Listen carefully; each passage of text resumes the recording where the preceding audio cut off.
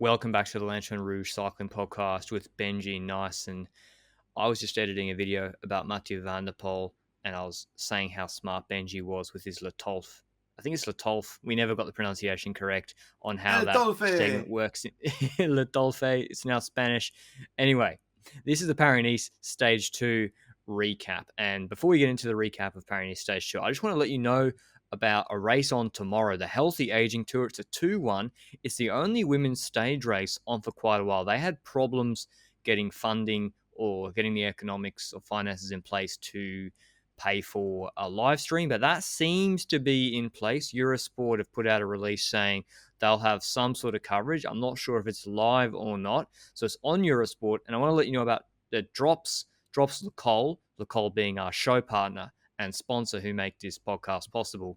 They're racing in it, Drops, and it's a really strong start list actually. So they've got Elizabeth Bennett, I think, is one of their main riders. Their kit is absolutely fired. Every other team in purple take note of the Drops Lecole kit. There's Trek Segafredo Racing, Canyon Shram, SD Works. You might have heard of them. Pretty good women's team. Theratizit Pro Cycling, Jumbo Visma Women, Movistar. So it's all the big guns. So don't let the 2-1 designation fool you. So tune into that race and check out Drops in particular. Maybe just make them your women's team. If you don't have one, make them your team for the season. They're only a Conti team, so they're a bit of an underdog. So I like cheering for them as well. But onto this Paris-Nice Stage 2 is a flat stage. 188 Ks from Anville-sur-Mulciente to Amélie, 188 Ks. There was supposed to be, in theory, crosswinds possibly in this sort of stage in Paris-Nice, but it wasn't particularly strong wind, as I said in the preview. The finish, the main tricky part of this stage was the two right-hand corners, 150-degree corners with 3 Ks to go, I think, or 2.5, and 450 meters to go in particular. And then it's like a dipper, and then a sort of drag to the finish. So positioning is key in the last 3 Ks, really. But what happened with this stage, Benji? Did we get any proper crosswind action? Was it just a bit of crosswind foreplay? What was the race situation? And who took the intermediate sprints, if you know that as well? So, we had some crosswind action, but I'll go over the intermediate sprint first, the first one at least. We had Matthews taking that ahead of Johnny Vermeers. No, Florian Vermeers, wrong team. And Lampard for the Koenig. Those were the first 3 riders. Again, Matthews going for it, clearly trying to set some kind of standard for that yellow jersey in one of the coming days. He has a really close, and perhaps at the end of the stage, he might have ended in it. We'll talk about it in a second. But after that, we had echelons. A bit of echelons, not too much. There was a split in the peloton, so we had some action for a while.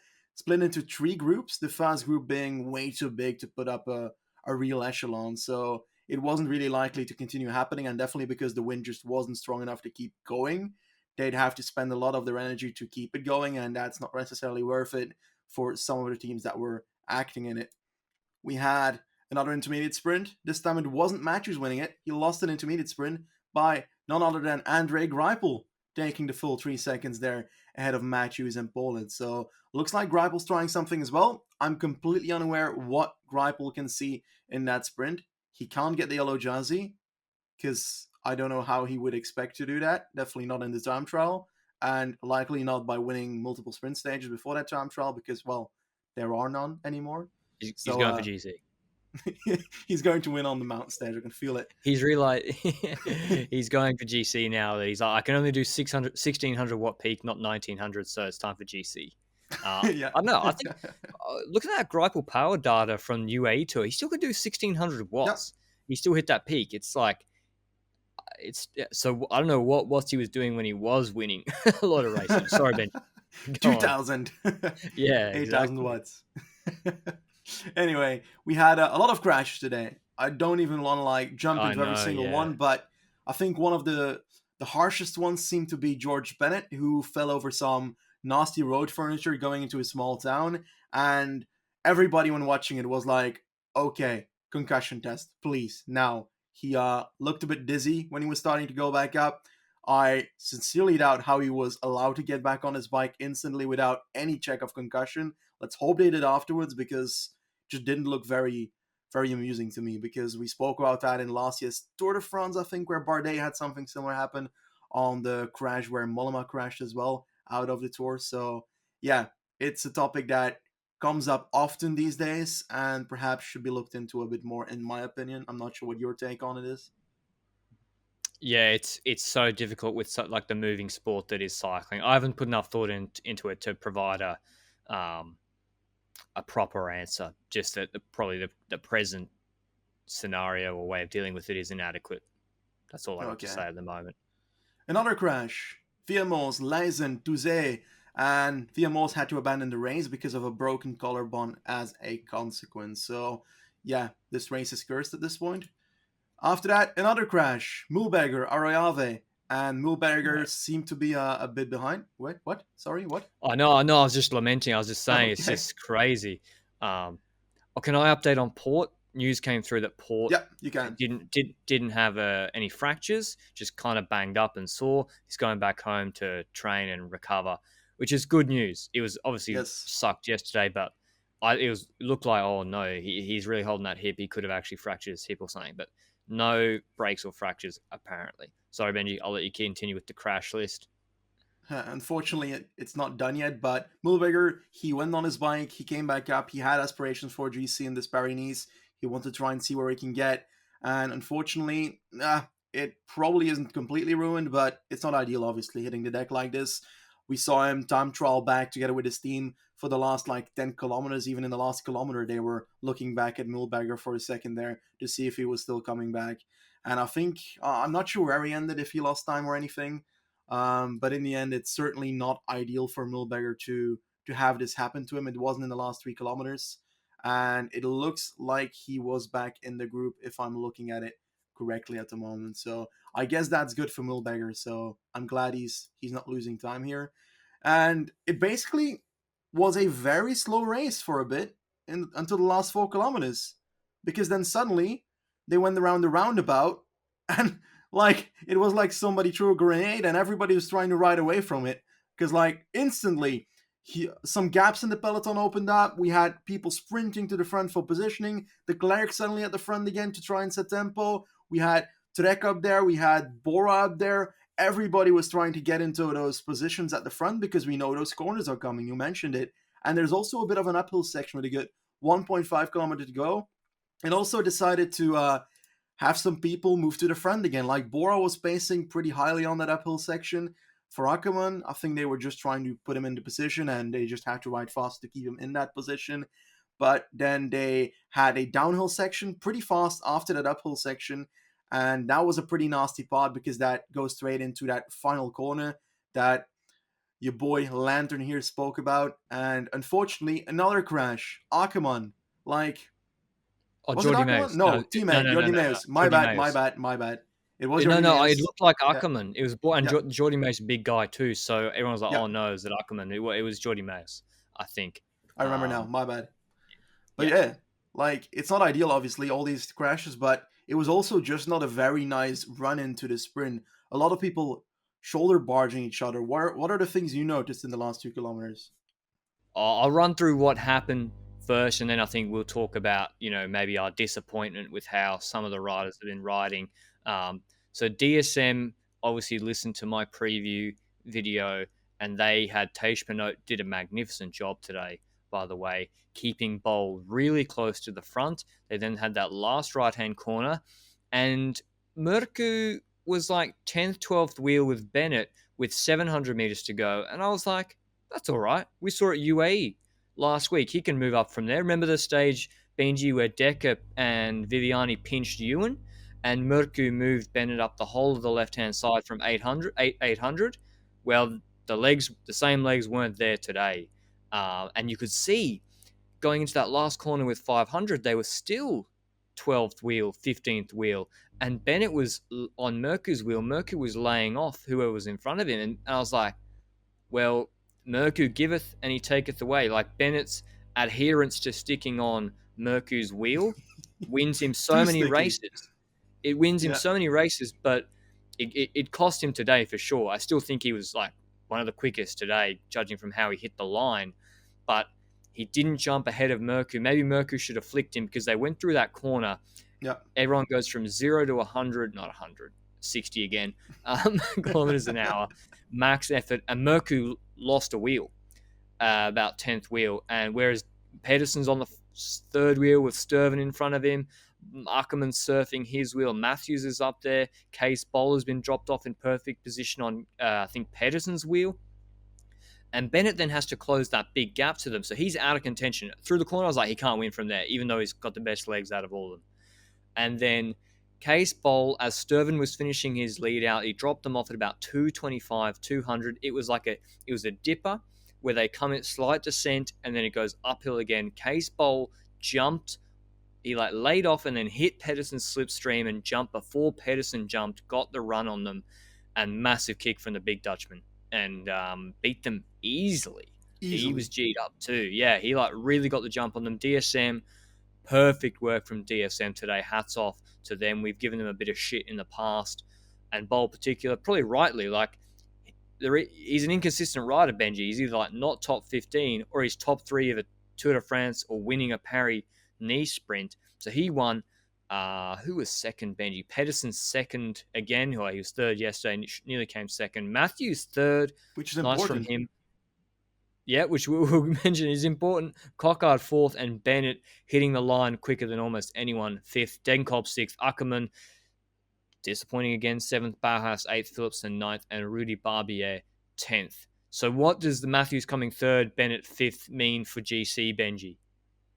Well, it caused the bonus seconds from the intermediate sprints to come into play because in the last couple of stages, Matthews has been getting those intermediate sprint seconds that I was yesterday completely unaware that he could even get into this position. But yeah, you were right in the preview.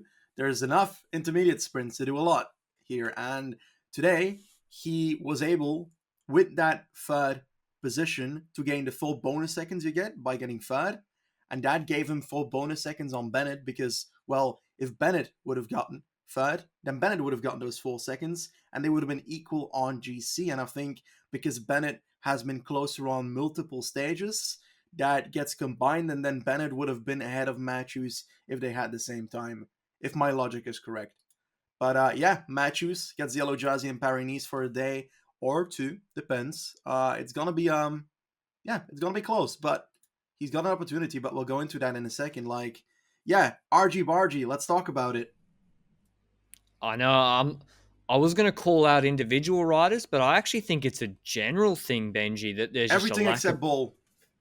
Yeah, there's a lack of respect amongst them all at the moment.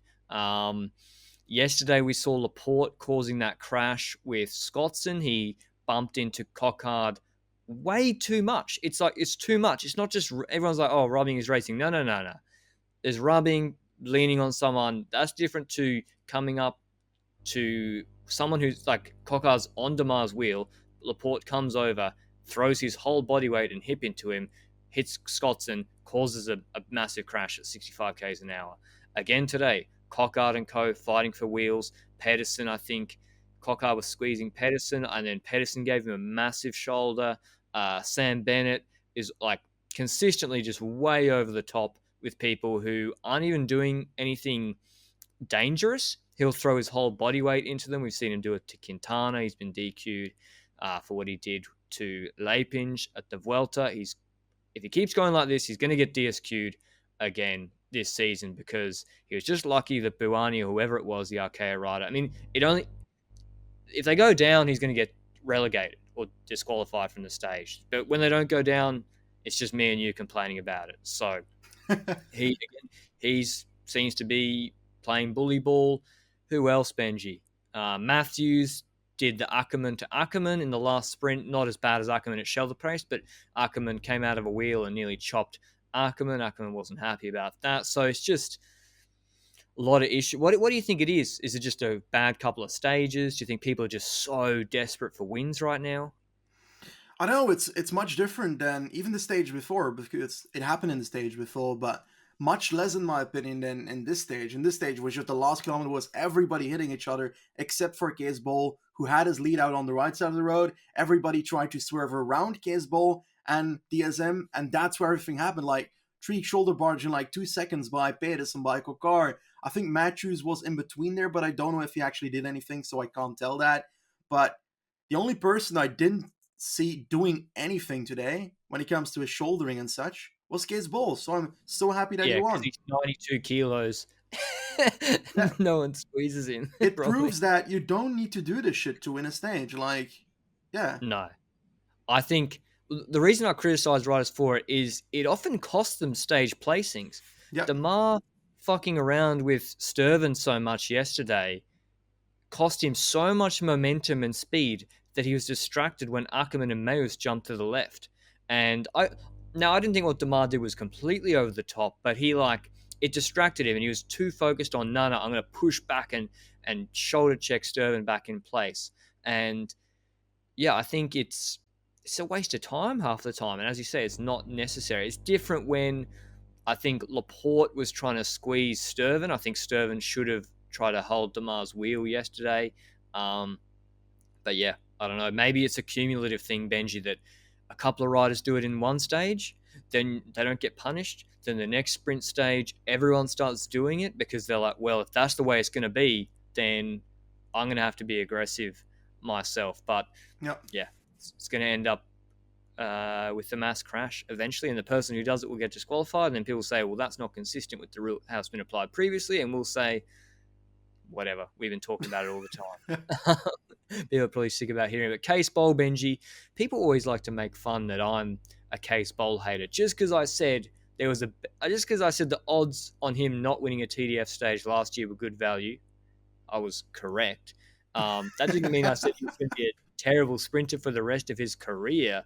Um, what do you make of his win today? And do you think we should be expecting him to be consistently placing top 5 in World Tour bunch sprints, or is the consistency the main problem at the moment? I don't know. I think yesterday his problem was his lead out. Didn't bring him to a position that he could remotely compete in because he ended up like 30th in the stage. So that shows a lot. Today he was in a good position. He was near the top, and that shows that he can outsprint the others. And like it's not even close. The difference of speed that he had compared to the others was insane. I think the only person today who was faster than Case Bowl was Bennett, who came from like 25 years behind and still ended up fourth. But it's a really strong sprint by Bennett once again. He had to do everything alone today. Merku did not bring him to the position that he was competable in. And that's kind of the stuff we've been saying for so many times. Like, the victories of Bennett don't depend on Merku all the time, but Merku allows Bennett to not have to care so much about the positioning because Merku usually takes care of that. And today that was not the case. Today he I was stayed in the wheel surprised, of honestly. Merku. Yeah, well, I was surprised as well. I was like, oh my god, we're gonna see it. We're gonna see a major move by Merku on the right, passing everybody in the last kilometer, but he was just completely done. And the moment that Bennett went around him, his head went down and he was like, oh, I'm so done. Like, we don't see that often by Merku, this vulnerability, and I'm kind of glad we do because I enjoy seeing the limits of riders as well. It would have been a bit crazy if he found a way to worm his way out of that situation this time around. So, yeah, honestly, still an impressive rider that he can obviously not be a Superman here, I think. Onto stage 3, the ITT, the all important one from Gien to Gien. It's 14 Ks, 102 meters of elevation gain. There's a 300-meter pinch, 10.6% in the first 2 kilometers, and then the last 300, 500 meters, yeah, about 400 meters is uphill as well. They should average well over 50 Ks an hour, though. I'm trying to see the updated GC standings, Benji, to see how much ahead of Roglic or Dennis Michael Matthews is. Well, Michael Matthews is 2 minutes ahead of Dennis, and he is 14 seconds ahead of Campanarts. I think tomorrow is the best chance for Campanarts to take a leader's jersey in a long, long time. No Filippo Ganna here. 14 seconds to Matthews. He did the Milan TT, which he came second in, 30 seconds behind Ganna, same time as Dennis, stage 21 Giro last year, is the same distance, same elevation gain, relatively non-technical. I think Campanarts will take yellow tomorrow, about 2 to 6 seconds ahead of Matthews. I think Dennis will win the stage, and I think Roglic will gap all the other GC contenders or put time into them. Do you disagree with any of that, or do you have your own hot takes? I'm going to go and say that I think that Campenaerts is going to win this time trial. And I'm not saying this because of my Belgian bias, because I think I prefer Dennis over Campenaerts, but I think right here is a situation where it's the perfect length for Campenaerts this time trial. It's like in Agreed. between a time trial and a prologue. And we've often seen the European champs he won was also between 14 and 20 kilometers, if I recall correctly. He's really decent at those. In the shorter ones, he gets beaten by the top-notch riders like Ghana and such. In the longer ones, he gets beaten by, yeah, depending on the day, really. So I believe that Campenaerts could genuinely win the stage as well, perhaps take yellow as well, and that would be such a huge thing for him. Like he obviously always hoped to be the best in time trial. He said once that that's why he chose to be a time trialist, because it's a discipline where he needs to focus on one thing and he wants to become the best at it. And he's probably seen over the last couple of years that it's not really going his way there with Ghana moving onto the scene and such. He's realizing that. We've seen him this year already moving into other disciplines on the cobbles, going on to the attack in Le Sommet 20 fucking times. Crazy stuff. And in the end, I think that this would be a huge thing for him, would be a huge thing for Quebec as well, I think. Matthews, I do also believe that he could sustain it. It's going to be really close, but I it think, like, yeah. it's on the edge, but I think Campenaerts would take it over Homeboy here, over What about Matthews. Pedersen? Pedersen's 4 seconds behind Matthews on GC, Ooh, 10 that's seconds actually a ahead very of good point. the Campenaerts. That's going to be close. This is going to be such a good tease. I'm so excited for tomorrow. Like, we got Yeah. Jersey properly up for grabs, stage win up for grabs. Ghana's awesome, but it is, let's be honest, it's more interesting having someone else be up to win the stage. We're going to Yeah. see Dennis level, and then we're going to see Roglic, Schachman. I think Roglic is going to put time to Schachman on a flat TT, and unfortunately no Port here. Geoghegan Hart. Is Geoghegan Hart going to, how far behind Roglic is he going to be? Is he going to be same level as Roglic? 30 Vlasov, seconds. 30 seconds. Yeah. Yeah, I I think don't believe I Geoghegan Hart is close to Roglic's time trial capability. think Roglic 14K flat TT is actually what he's good at. Yeah. Like, compared to a mixed TT, I think this is what he's. I mean, Like, he's he still could won it. even win it. Søren Anderson as well. We've got so many people that could win, Bissiger. and I love it.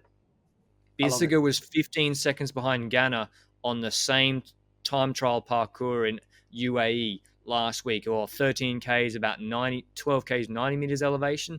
Basically the same here. Bissiger 15 seconds behind Ghana. He has to be considered as well. Let me Schachman, check where. I would dare to write Schachman down for time trials. Algarve last year, I think Paris No, TT last year as well. Second on he's a slow. some. He likes a slow TT. He likes the TTs he's The won have rolling been hills. 47 Ks average. The Basque Country one was 39 Ks average. Bissiger's Yeah. same time, Campenaerts Benji. I reckon, I don't know. I don't know who's going to take yellow. I'm going to go with Bissiger taking yellow. The Swiss rider, just to be out there. And Roglic stamping his authority. Why are How we do you think not mentioning Cavagna? He's not as good as them? In time trial? Nah, he's not as good. 14 kilometer. I think we're gonna be surprised about Cavagna. He's also on. What is he on? Nah, Cavagna? he's good, but he's not 14 as good. seconds. Oh, He this can is going to be also so take good. yellow. If you skip the last couple of stages, tune in for the TT tomorrow. It's going to be a banger, I think. Vlasov, Benji, you think his TT is going to be improved, or is he going to shell 50 seconds to Roglic? Nah, 45, 50 seconds. I don't believe in it. I don't. But Großschartner, also 14 seconds behind in GC, also has a time trial. We've got a lot of members here that could do well. He's not beating Campenaerts. Come on, Campenaerts I'm hoping this is a banger, man, dude. yeah, that would be. Imagine if everyone is within, like, I don't know how many seconds of each other. Your boy Cor Anderson is also on 14 Your seconds. boy. And before Yukiya Arashiro comes out of nowhere. Wow, I've been excited for a stage like this, I think, for all year. I can't wait. I love the TTs. All right, make sure you tune in tomorrow. If you're watching on YouTube, let us know in the comments before the stage starts, preferably, who you think is going to win the stage, who you think is going to take yellow, and which of the GC contenders is going to set the best time. I think it's going to be Roglic. I think Biscuit takes yellow, and I think Dennis is going to win the stage. Benji picked Campanarts for the stage, Roglic for best GC. Who did you have for yellow? Campanarts too? Oh, Campanars or something, but I just want a good race. I don't really care. Make sure you tune in as well. Starting tomorrow to Healthy Aging Tour Stage 1, which I think is live broadcast. I've just been told by Eurosport/GCN. Check out Drops Cole's kit there. Hope you're well. We'll see you tomorrow. Ciao.